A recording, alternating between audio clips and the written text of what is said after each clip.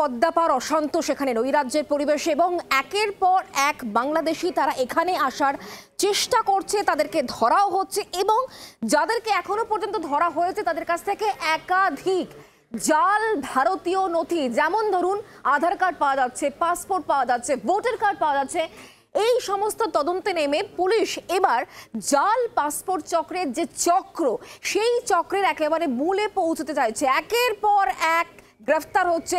আপনারা জানেন যে দিন কয়েক আগেই প্রাক্তন এসআই আব্দুল হাইকে গ্রেফতার করা হয়েছে এবং তার সাথে কথা বলে তাকে জেরা করে আরও একাধিক গুরুত্বপূর্ণ নাম এবং চাঞ্চল্যকর নাম উঠে আসছে। আপনাদেরকে যে দুটো ছবি এই মুহূর্তে দেখাচ্ছি, দেখতে পাচ্ছেন পাসপোর্ট জালিয়াতি কাণ্ডে এবার চন্দননগর পুলিশের জালে ৩ জন অভিযুক্ত ধৃত মোহাম্মদ ইমরান, মোহন সাউ এবং বিশ্বজিৎ ঘোষ।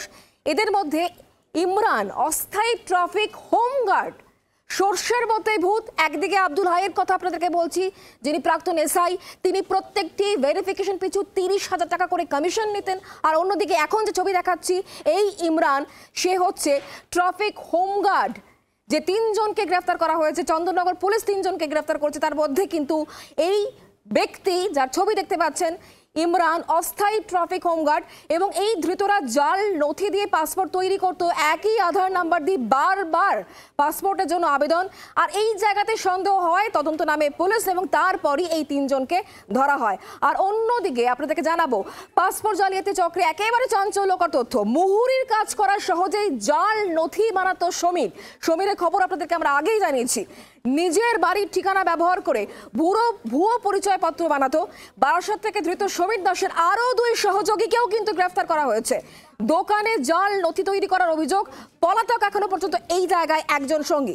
বাংলাদেশের ব্যক্তিদের সঙ্গেও সমীরের হোয়াটসঅ্যাপে চ্যাট হতো, কথাবার্তা হতো এবং সেই চ্যাটও উদ্ধার করা হয়েছে। এই দুটো বিষয় নিয়ে আমরা জানবো, কথা বলবো।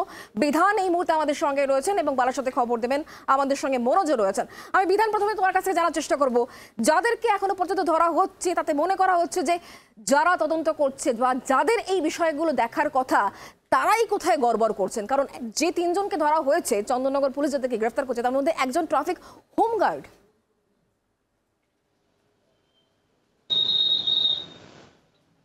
একদমই শুক্লা, এর আগে তুমি যেমনটা বলছিলে যে একজন প্রাক্তন পুলিশ আধিকারিক, তাকে গ্রেপ্তার করা হয়েছিল।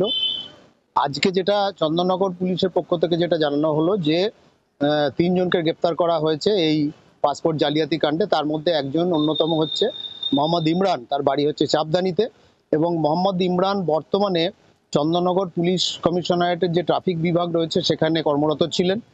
এবং যেটা জানা গেছে যে বেশ কিছুদিন তিনি চন্দননগর কমিশনারেটেরই যে স্পেশাল ব্রাঞ্চ রয়েছে, যেখান থেকে মূলত পাসপোর্টের ভেরিফিকেশন সংক্রান্ত যে সমস্ত কাজকর্ম সেগুলো হয়, সেখানেও তিনি কাজ করেছেন, চন্দননগর পুলিশের যে হেডকোয়ার্টার সেখানে।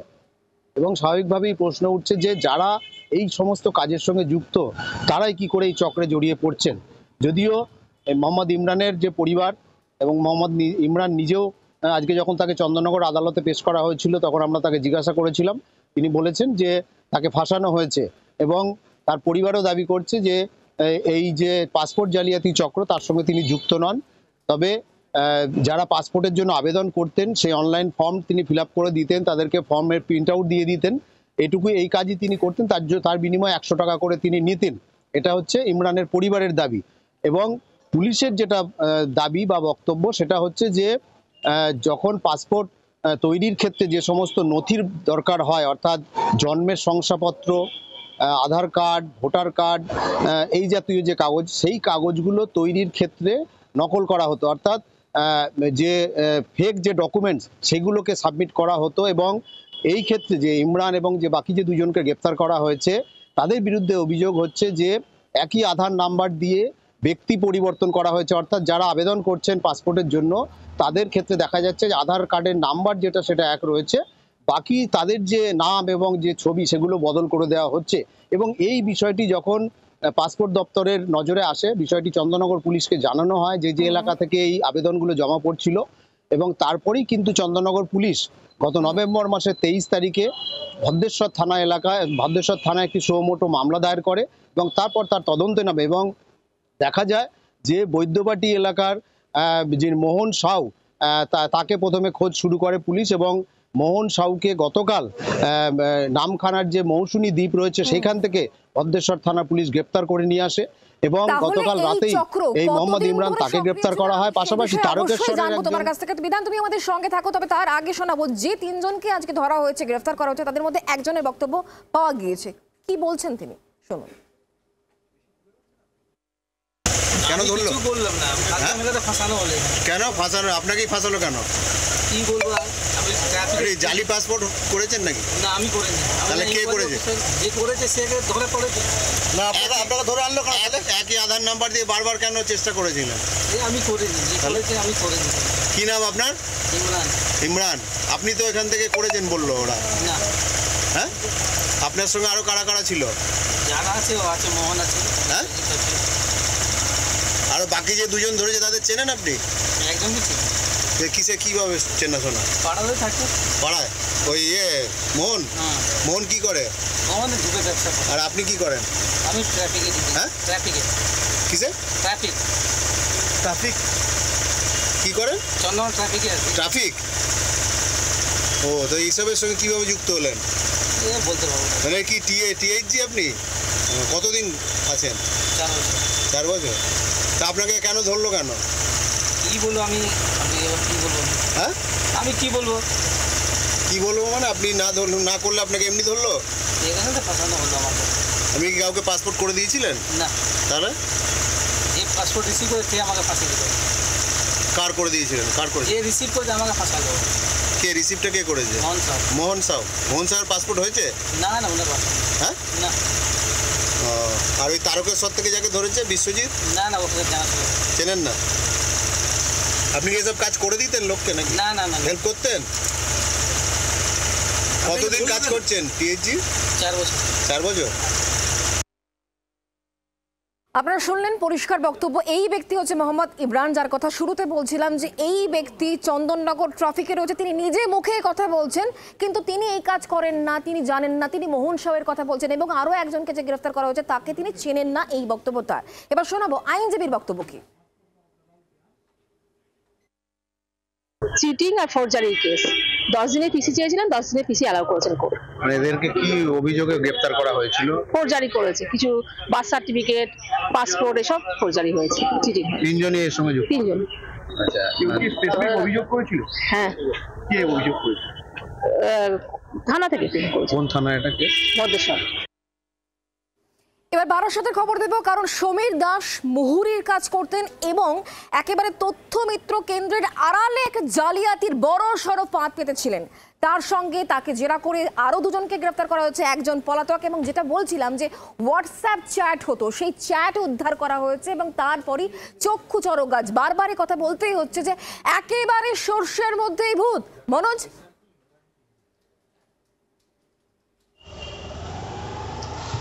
একেবারেই তাই। দেখো, সমীর দাস যে কিন্তু বারাসাতের নবপল্লীর বাসিন্দা এবং গতকালকে কিন্তু বারাসাত থানার পুলিশ তাকে তার নিজের বাড়ি থেকে গ্রেপ্তার করেছে বলে জানা গেছে। তার অভিযোগ হচ্ছে যে সে কিন্তু বাড়িতেই তথ্যমিত্র কেন্দ্র তৈরি করে সেখানে কিন্তু জাল বিভিন্ন রকম নথি তৈরি করতো, এমনটাই জানা গেছে। এবং এই অভিযোগের ভিত্তিতে কিন্তু পুলিশ তাকে গ্রেপ্তার করেছে। পরবর্তীতে পুলিশ তাকে জেরা করে কিন্তু আরও দুজনের নাম পেয়েছে, অর্থাৎ তার যে সহযোগী, এই যে কাজগুলো করতে যারা সহযোগিতা করতো, অর্থাৎ চন্দন চক্রবর্তী এবং কৌশিক মণ্ডল, এই দুজনকে কিন্তু আজকে পুলিশ গ্রেপ্তার করেছে। তবে আরও যে চাঞ্চল্যকর তথ্য উঠে এসেছে এই সমীর দাসের কাছ থেকে, সেটা হচ্ছে যে এই যে সমীর দাস সে কিন্তু যে সমস্ত জাল তথ্য বানাতো এবং সেই সমস্ত পাসপোর্ট, সেই তথ্য দিয়ে পাসপোর্ট বানানো হতো এবং সেইখানে কিন্তু বাংলাদেশের সঙ্গে বিভিন্ন রকমভাবে হোয়াটসঅ্যাপে চ্যাট করেছে, এমনটাই কিন্তু পুলিশ উদ্ধার করেছে। এবং এই যে কৌশিক দাস, এই যে সমীর দাস, সেই সমীর দাস কিন্তু রীতিমতো মুহুরির কাজ করতো এবং এই কৌশিক দাসের এক ছেলে কিন্তু সে রীতিমতো পুলিশের চাকরি করত। অর্থাৎ তুমি যেটা বলছিলে যে সর্ষের মধ্যেই ভূত, এমনটাই লক্ষ্য করা যাচ্ছে। এবং পাশাপাশি পুলিশ এদেরকে আজকে বারাসাত কোর্টে তুলে এবং সেখান থেকে 10 দিনের পিসি চেয়েছিল এবং সেখান থেকে তারা 7 দিনের পিসি পায়। ইতিমধ্যেই তারা পুলিশ কাস্টাডিতে নিয়ে তাদেরকে আরও জিজ্ঞাসাবাদ করে আরও বিভিন্ন রকম তথ্য পাওয়ার চেষ্টা চালিয়ে যাচ্ছে। তবে এই যে বারাসাত, সে কিন্তু এই যে বাংলাদেশ অর্থাৎ পেট্রাপোল বর্ডার সংলগ্ন হওয়ায় কিন্তু এই বাংলাদেশের সঙ্গে কিন্তু যাতায়াত করতো বিভিন্ন রকম লোক, এই যে সমীর দাসের বাড়িতে কিন্তু যাতায়াত করতো, এমনটাই স্থানীয় সূত্রে খবর পাওয়া গেছে। তবে এই যে সমীর দাস, সে কিন্তু বাড়িতে তথ্যমিত্র কেন্দ্র তৈরি করে রীতিমতো রমরমিয়ে 2 বছর ধরে চালিয়ে যাচ্ছিল এরকম জাল যে সমস্ত নথি, সেই সমস্ত নথি তৈরির যে সমস্ত কারখানা, সেটা কিন্তু রীতিমতো 2 বছর ধরে চালিয়ে যাচ্ছিল। এবং স্থানীয় সূত্রে আরও যেটা জানা যাচ্ছে যে এই 2 বছরের মধ্যে গত 1 বছর ধরে কিন্তু তার ব্যবসার রমরমা হয়েছিল এবং রীতিমতো প্রচারের মাধ্যমে, অর্থাৎ প্রচার করে কিন্তু তিনি এরকম জাল নথি তৈরি করতো, এমনটাও জানা গেছে। তবে পুলিশ তাদেরকে আজকে বারাসাত করে তোলার পর 7 দিনের পুলিশ হেফাজতে নিয়ে আরও বিভিন্ন রকম তথ্য জানবার চেষ্টা করছে এবং এই যে তার পেছনে আরও কারা কারা আছে তাও কিন্তু খোঁজার চেষ্টা করছে, তদন্ত করছে বারাসাত থানার সেদিকে পুলিশ। অবশ্যই আমাদের নজর থাকবে। মনোজ, ধন্যবাদ। বিধান, তোমাকেও ধন্যবাদ। এবার শোনাবো আইনজীবীর বক্তব্য। গতকাল বারাসাত থানার police officer 1 sub inspector of police Sourav Ghosh একটা সুমোটো কমপ্লেন করেন, যার ভিত্তিতে সমীর দাস বলে একজনকে অ্যারেস্ট করা হয়। বারাসাত থানার পুলিশ অ্যারেস্ট করেন এবং তার কাছ থেকে একটা স্যামসাং মোবাইল ফোন, 15টি চিরকুট পাওয়া যায় এবং এই চিরকুটের মধ্যে যেটাগুলো ছিল সেগুলো ছিল আধার কার্ড, ভোটার কার্ড ছিল, প্যান কার্ড ছিল, বার্থ সার্টিফিকেট ছিল for making the passport of various people, Pinki Shah, Partha Roy and many others. 15 জনের অধিক ব্যক্তিকে পাসপোর্ট করার জন্য যে সমস্ত জিনিসগুলো দরকার, অর্থাৎ ভোটার কার্ড, আধার কার্ড, প্যান কার্ড, এই সমস্ত বার্থ সার্টিফিকেট সমস্ত কিছু তার কাছ থেকে উদ্ধার করা হয়। এবং এছাড়াও যেটা সবচেয়ে অদ্ভুত জিনিস হচ্ছে, একটা হোয়াটসঅ্যাপ চ্যাট তার কাছ থেকে উদ্ধার করা হয়েছে, যে হোয়াটসঅ্যাপ চ্যাটটা বাংলাদেশের সঙ্গে সম্পর্কিত, অর্থাৎ বাংলাদেশের মাধ্যমে তাদের সঙ্গে যে কথোপকথন হতো এবং বাংলাদেশে এই সমস্ত পাসপোর্টগুলো যে পাঠানো হতো তার একটা হোয়াটসঅ্যাপ চ্যাট কিন্তু তারা পুলিশ উদ্ধার করেছে গতকাল। এবং গতকাল এই সমীর দাসকে 10 দিনের পিসি প্রেয়ার করেছিল, লন্ডন কোর্ট সেটা কনসিডার করে 7 দিনের পিসি অ্যালাউ করেছিলেন। আজকে তার সূত্র ধরে, অর্থাৎ সমীর দাসের সূত্র ধরে আজকে বারাসাত থানার পুলিশ 2 জনকে অ্যারেস্ট করেছে। একজন হচ্ছে কৌশিক মণ্ডল আর একজন হচ্ছে চন্দন চক্রবর্তী। এই 2 জনকে অ্যারেস্ট করেছে এবং এদের কাছ থেকে যেটা কৌশিক মণ্ডলের কাছ থেকে উদ্ধার করা হয়েছে একটা মোবাইল, আধার কার্ড উদ্ধার করা হয়েছে, 2টো রেশন কার্ড উদ্ধার করা হয়েছে এবং 3টে এপিক কার্ড অর্থাৎ 3টে ভোটার কার্ড উদ্ধার করা হয়েছে এবং চন্দনের কাছ থেকে মোবাইল ফোন উদ্ধার করা হয়েছে। বাংলার আওয়াজ, বাঙালির আবেগ, জি 24 ঘন্টা।